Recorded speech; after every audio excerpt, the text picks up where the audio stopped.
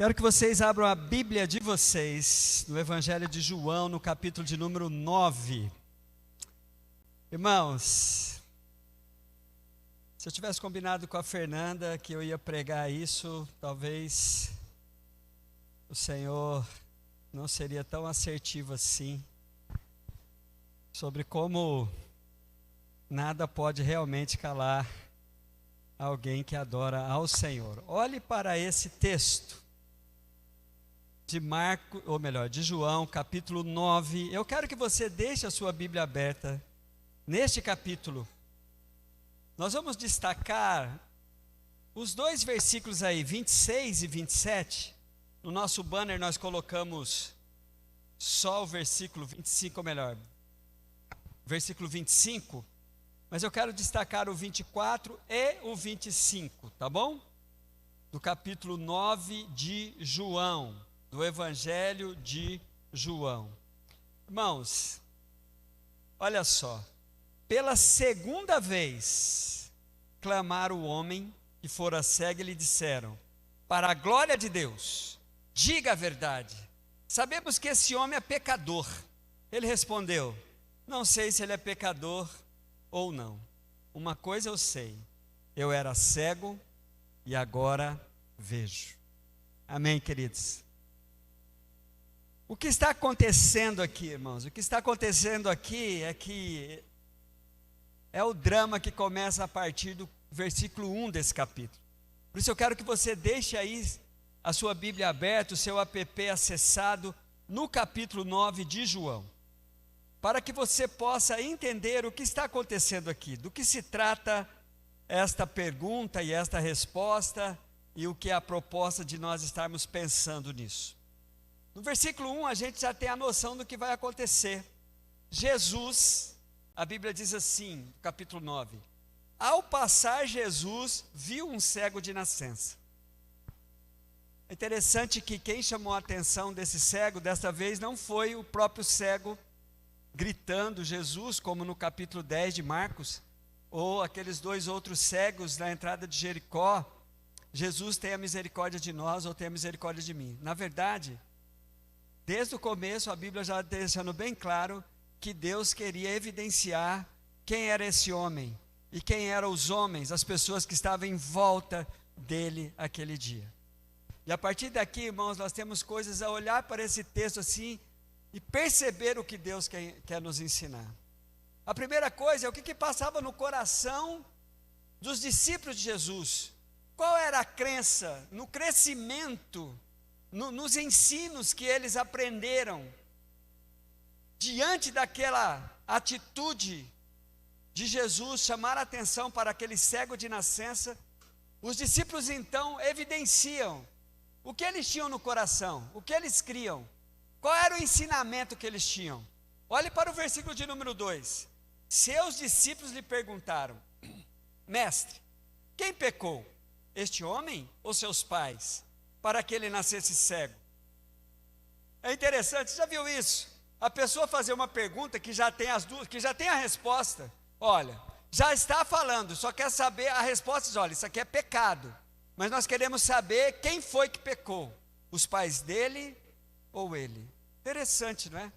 Qual era a crença que esses discípulos tinham no coração? Que qualquer enfermidade, que qualquer dificuldade que o indivíduo esteja passando, isso com certeza tem origem no pecado, ou do indivíduo ou dos seus antepassados. Aparece aqui, irmãos, uma crença terrível que tem no coração de muitos daqueles que dizem que acreditam na Bíblia, que é a maldita maldição hereditária. Seria bom você dar uma passadinha no Antigo Testamento mesmo, onde toda maldição hereditária tem a sua base, mas dê uma passadinha, não hoje, mas quando você tiver tempo, por Ezequiel capítulo 18. Mas não quero falar sobre maldição hereditária hoje. Eu quero dizer, irmãos, de que o que Jesus vai nos ensinar aqui, e o que Jesus está sempre querendo nos ensinar, se fosse para aglutinar na minha pessoa, eu diria assim: ó, com certeza eu preciso refazer tudo o que sei, quando se trata da proposta de ver como que Jesus quer que as coisas sejam. Nós precisamos abrir mão de todas as nossas crenças, de todas as nossas crendices, de todas as nossas convicções. Porque quando você vai ser impactado com o ensino de Jesus, ele é muito dinâmico, ele é muito sui generis por ser sui generis, tem que ser único para cada um de nós. E olha o que Jesus disse. Jesus vai deixar bem claro aqui, demonstrar a soberania de Deus e o tratamento singular que ele dispensa a cada um. Olha a resposta de Jesus, acompanhe comigo no versículo de número 3. Disse Jesus: nem ele, nem os seus pais pecaram.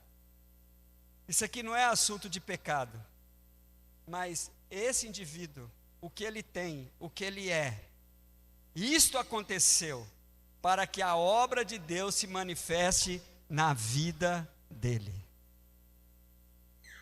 Você pode abstrair isso para você? Você pode chamar esse princípio para você?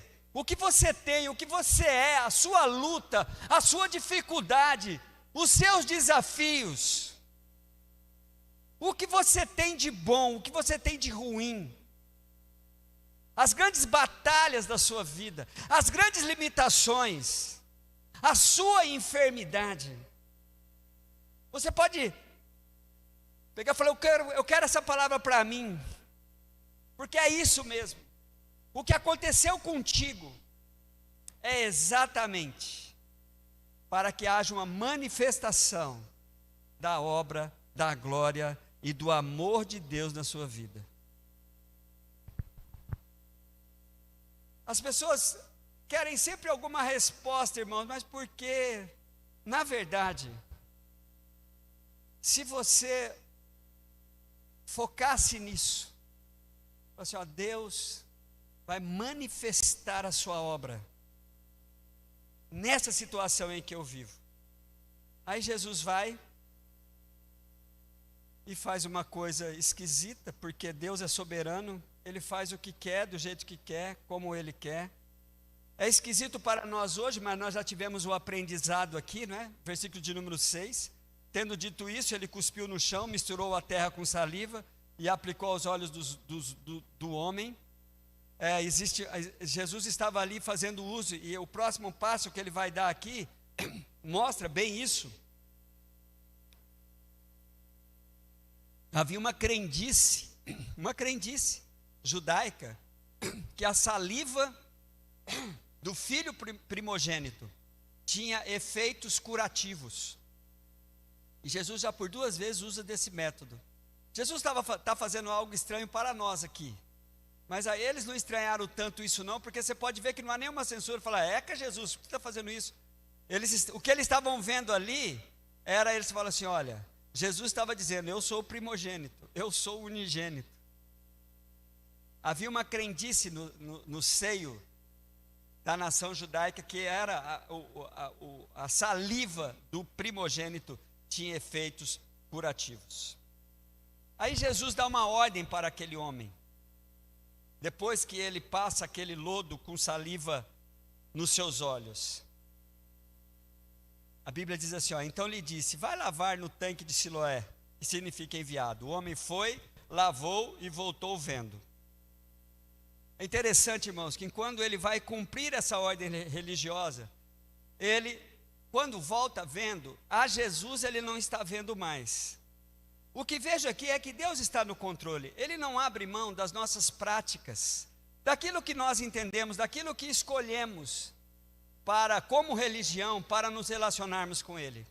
O que fazemos?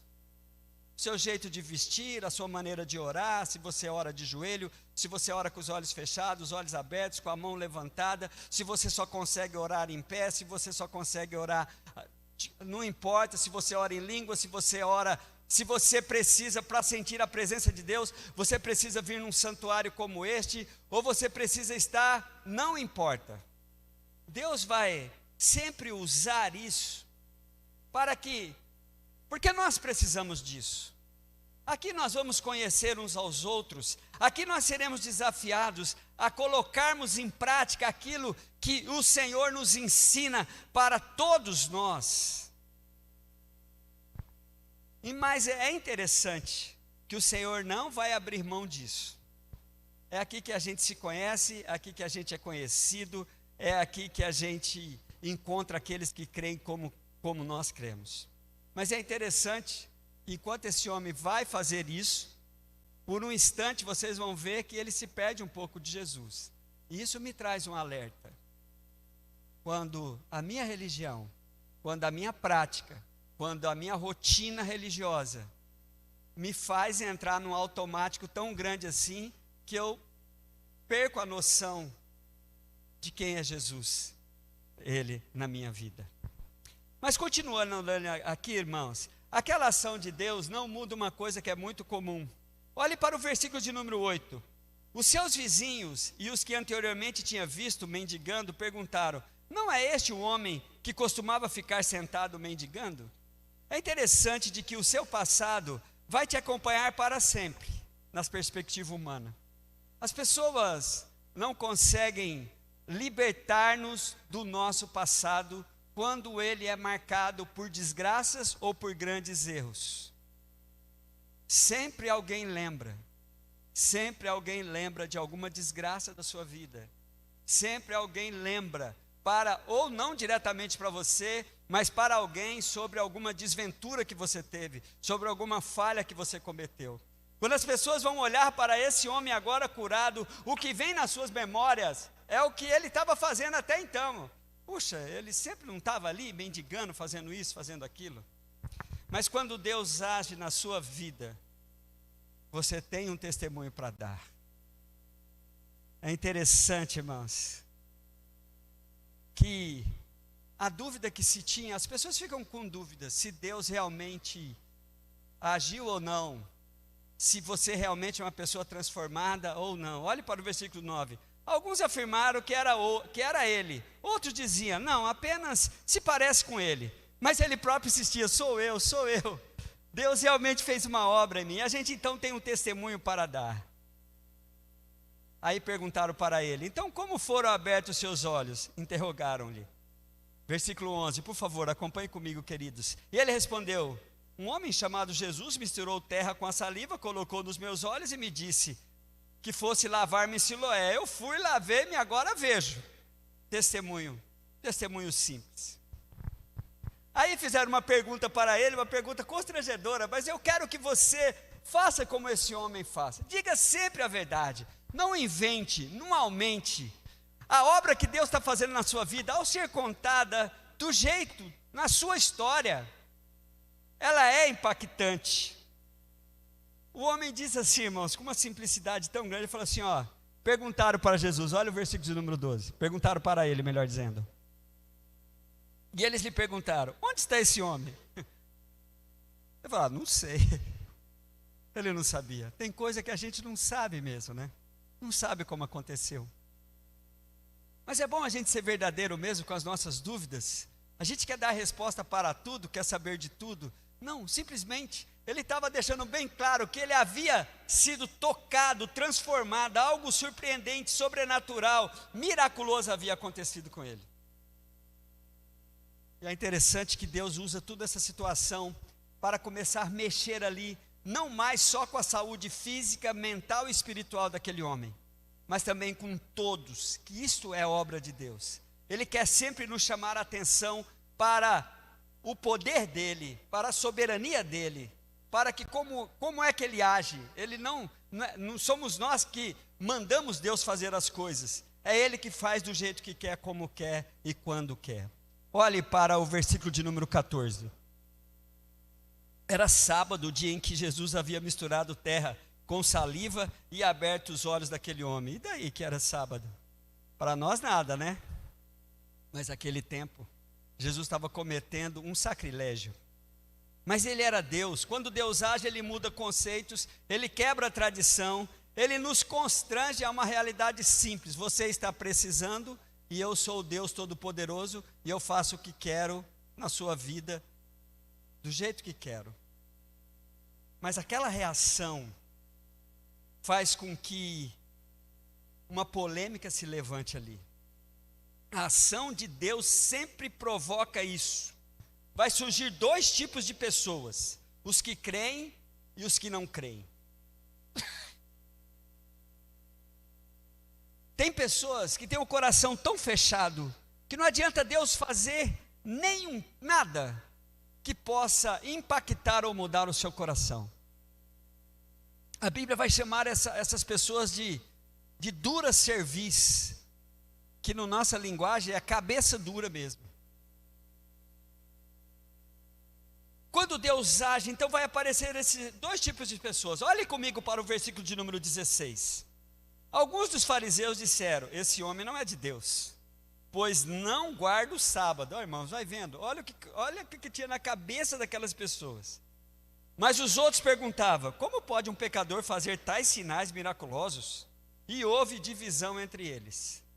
Percebe que o Evangelho nos chama para uma unidade, mas o coração do homem nunca está pronto para essa unidade, né? Sempre vai ter divisões, sempre vai ter os favoráveis, os contrários, os crédulos e os incrédulos. Então houve ali uma divisão entre eles. Tornaram, pois, a perguntar ao cego: que diz você a respeito dele? Foram os seus olhos que ele abriu. O homem respondeu: ele é um profeta. Para mim, o ceguinho já estava dando ei, ceguinho já estava dando ó. Para mim, eu acho que ele é um profeta. Os judeus não acreditaram que ele fora cego e havia sido curado, enquanto não mandaram buscar os seus pais. É interessante que uma ação de Deus na nossa vida vai envolver todos. Aqui começa a envolver as famílias, mas os incrédulos têm uma ação assim. Eles querem que engolamos a sua incredulidade. Fazem uso de tudo, menos da evidência bíblica. E a arma mais poderosa que existe nesse mundo maligno é o medo. Olha só o que a Bíblia diz. Então perguntaram para os pais do ex-cego: este é seu filho, o qual vocês dizem que nasceu cego. Como ele pode ver agora? Responderam os pais: sabemos que ele é nosso filho e que nasceu cego, mas não sabemos como ele pode ver agora, ou quem lhe abriu os olhos. Pergunte a ele, a idade ele tem, falará por si mesmo. Preste atenção porque eles estão dando essa resposta. Versículo de número 22. Seus pais disseram isso porque tinham medo dos judeus. Eles tinham medo, porque esses haviam decidido que se alguém confessasse que Jesus era o Cristo, seria expulso da sinagoga. Foi por isso que seus pais disseram: idade ele tem, pergunte a ele. Ele já tinha mais de 40 anos. 40 anos de cegueira espiritual. Queridos, é impressionante quando esse envolvimento da pressão. Tem pessoas que têm uma dificuldade muito grande de crer no poder de Cristo por causa da tradição religiosa. Não, meus pais, meus avós, meus tataravós, meus metralhadoras avós, sempre foi dessa religião.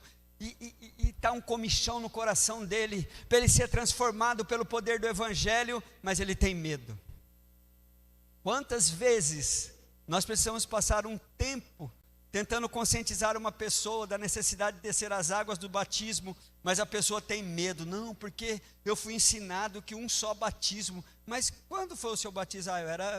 Eu era criança, eu era bebê, eu não lembro. A pessoa tem medo porque ela leu um só batismo. As pessoas têm medo de levar uma nova vida com Cristo, e essa pressão é uma pressão cultural, maligna, religiosa. E foi o que aconteceu ali. Os pais daquele menino, daquele homem, não era um menino, não conseguiam vibrar com a maravilha que Deus tinha feito em seu filho por conta do medo da sua sociedade, dos religiosos da sua época. E ali, irmãos, eles estavam diante de evidências simples.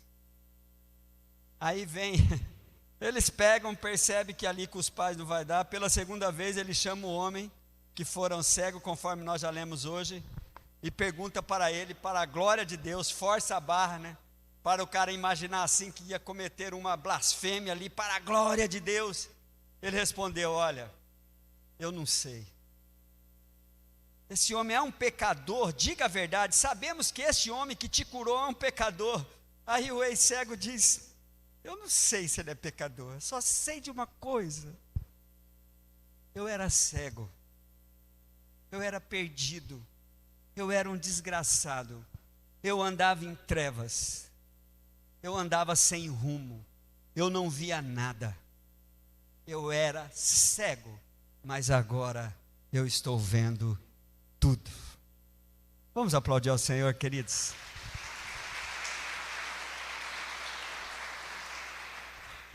E nessas discussões, irmãos, aí agora quem está perdendo a paciência é o ex-cego. Mas não tem, a gente vai, por isso é que Jesus, o apóstolo Paulo vai nos aconselhar a não ficar discutindo nada não. Não adianta ficar discutindo. Olha só no versículo de número 27. O ex-cego começa, porque agora é ele que começa a confrontar os teimosos ali em volta dele. Olha o versículo 27, queridos. E ele respondeu: eu já lhe disse, e vocês não me deram ouvidos. Por que quero ouvir outra vez? Acaso vocês também querem ser discípulos dele? Agora mexeu, agora já começou a zoar. Esse cego com certeza passou por aqui, já começou a zoar dos caras, olha só. Colou em nós, né, Roque? Os religiosos não suportavam tanta clareza assim, muita simplicidade, irmãos. A simplicidade incomoda muita gente, mas não pode ser tão fácil assim. Não pode ser tão simples assim. Está pensando que é fácil agora, ser salvo, basta crer e pronto. Até ontem era um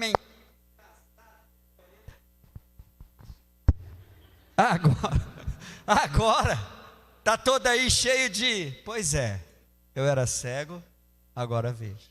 Só isso. Não tem mais nada para dizer. Mas parece que vocês estão tão preocupados em ser discípulo dele. Aí os discípulos pegaram e não aguentaram. Então insultaram e disseram, as trocas de farpa, tão legal. Discípulo dele é você. Meu Deus do céu. Discípulo dele é você. Nós somos discípulos de Moisés. Ai, que idiotas. Discípulo de Moisés, gente. Lei, maldição, ninguém... Meu Pai eterno. Tem gente que gosta da remela mesmo.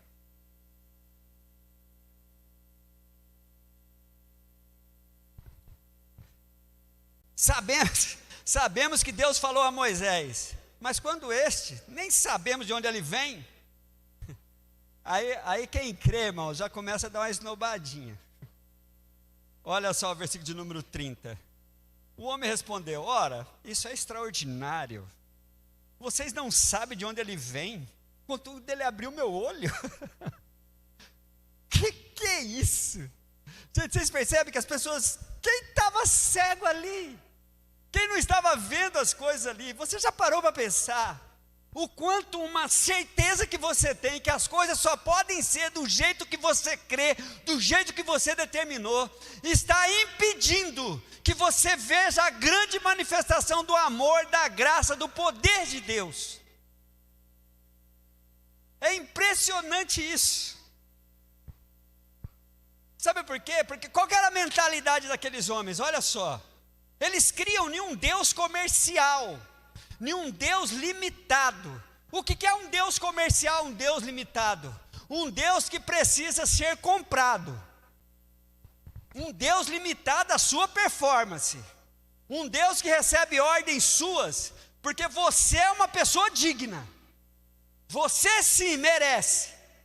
Olha só como eles criam, versículo de número 31, sabemos que Deus não ouve a pecadores. Ai, pelo amor de Deus, então Deus não ouve ninguém, mas ouve ao homem que teme e pratica a sua vontade. É um Deus comercial, o Deus que só atende quem faz aquilo que você acha que tem que ser feito. Irmãos, esse é um Deus comercial, um Deus limitado ao seu mérito, ao que você faz. A crença que daqueles homens evidencia o quanto eles estavam afastados de toda a revelação da Bíblia, irmãos. A quem Deus atende, senão aqueles que precisam deles. Era por isso que eles criticaram Jesus de comilão e beberrão, porque eles comiam com os pecadores, rotulados por eles. Eles não sabiam quem eles eram. Ele falou assim: sabemos que Deus não ouve a pecadores. Pois é, eles não sabiam de nada, porque Deus só ouve a pecadores. Aqueles a que teme e pratica a sua vontade, nem precisa dele, até porque esses nem existem. Então o Senhor abençoa, deixa bem claro ali, abençoa a quem precisa. O Senhor abençoa quem quer. O Senhor está livre, Ele não tem um compromisso nenhum. E a verdade é para quem crê. A verdade não é para quem merece, a verdade é para quem crê. A Bíblia vai deixar bem claro isso. Se esse homem não fosse de Deus, não poderia fazer coisa alguma, realmente. Irmãos, preste bem atenção. As pessoas são vítimas disso aqui, ó. Os incrédulos, os religiosos, não têm paciência, não têm amor, não têm misericórdia. Quando são confrontados em sua crença, só lhe restam desistir das pessoas. Olha o versículo de número 34. Diante disso eles responderam: você nasceu cheio de pecado, como tem ousadia de nos ensinar? E os expulsaram, e o expulsaram. Você não vai ser benquisto, você não vai ser compreendido, se você viver a simplicidade do Evangelho. Você vai ser convidado para se retirar. Convidado não, você vai ser expulso. Você vai ser denunciado. Você vai ser rotulado, igual Jesus foi. Vão te xingar, vão falar que você é um libertino, de que você só quer a parte da geleia do pão. Mas é impressionante, a simplicidade do testemunho daquele homem provocou tanta ira, tanta raiva. Eu era cego, agora vejo, e eu não sei como é que aconteceu, eu só sei, mas o expulsaram. Aí volta Jesus. Eu quero dizer uma coisa para você. Nós nos rotulamos aqui, gostamos de puxar a sardinha para o nosso lado, falando que somos amorosos, essas coisas, mas algumas pessoas são vítimas da nossa insensibilidade, da nossa incompreensão. Algumas pessoas têm uma expectativa sobre alguma atitude que nós deveríamos tomar, essas pessoas se sentem até excluídas. Uma coisa eu te digo, você pode ser excluído por todos, mas se tem alguém que vai perceber a sua exclusão, esse alguém é Jesus. Ele não vai te abandonar. Olha que coisa maravilhosa, irmãos. Olha, olhando aqui para o finalzinho, o segundo encontro que esse homem tem com Jesus foi exatamente porque ele tinha sido expulso. Jesus está no controle. Foi ele que permitiu todo esse drama desenrolasse dessa forma aqui, para que conhecêssemos o curado, para que conhecêssemos os incrédulos, para que víssemos o que tem no coração, o que tinha no coração dos discípulos de Jesus. Agora, olha que expressão linda tem no versículo de número 35. Jesus ouviu que haviam expulsado. Jesus viu o mal que te fizeram, a exclusão que provocaram em você. E ao encontrá-lo disse: você crê no Filho do Homem? Perguntou o homem. Olha que lindinho, como diria a pastora Sandra.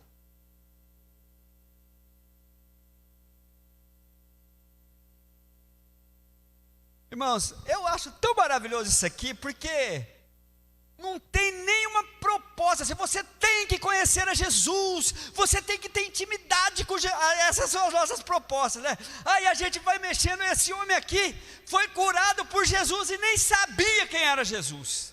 Esse é o meu Cristo, que não depende de nada do ser humano para fazer o que o ser humano precisa que seja feito nele. A gente precisa ter essa convicção de que Jesus está agindo. Olha, o próprio Cristo perguntando com aquele homem: você crê no Filho do Homem? Ele falou: quem é ele, Senhor?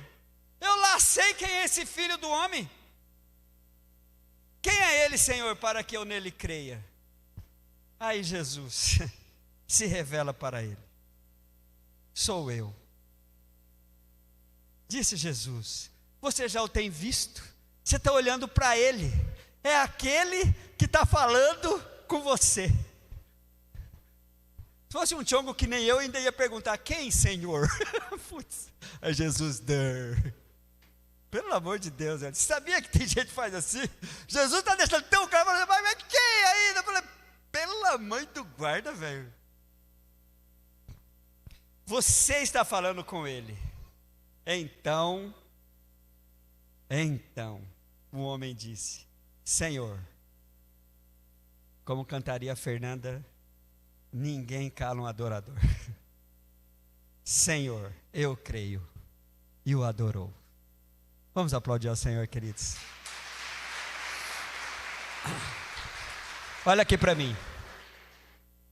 O Senhor quer se revelar para você, para a concretização do plano dele na sua vida. Olha, essa cegueira espiritual, ela é algo que de vez em quando é circunstancial em nossas vidas. A gente não está vendo coisas, e Deus está tocando, querendo tocar em nós, do jeito dele. Esse homem disse, adorou ao Senhor.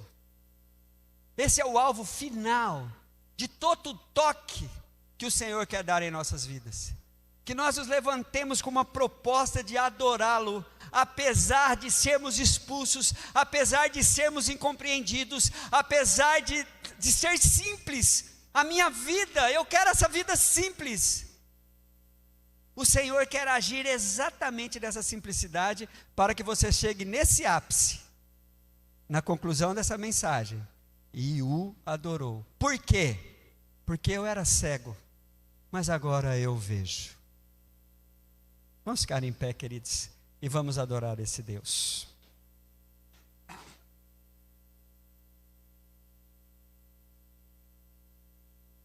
Sabe, algumas pessoas têm uma sede assim de ouvir. Eu já ouvi alguns testemunhos impactantes na vida de pessoas e ficam meio acabrunhadas, porque falam assim: puxa, eu não tenho um testemunho para contar. Você sabia que você tem um testemunho para contar? Porque a Bíblia foi escrita para seres humanos. Em algum momento da sua vida, você já teve uma experiência tão forte com Jesus como esse homem teve, e algumas coisas fez com que você perdesse o rumo. Hoje você está aí levando uma vida meio automática assim, mas Jesus vem quantas vezes for necessário ao seu encontro. Fala assim: você crê? Você crê de verdade mesmo? Para que nós aguçemos de novo a nossa adoração, porque éramos cegos, agora a gente vê.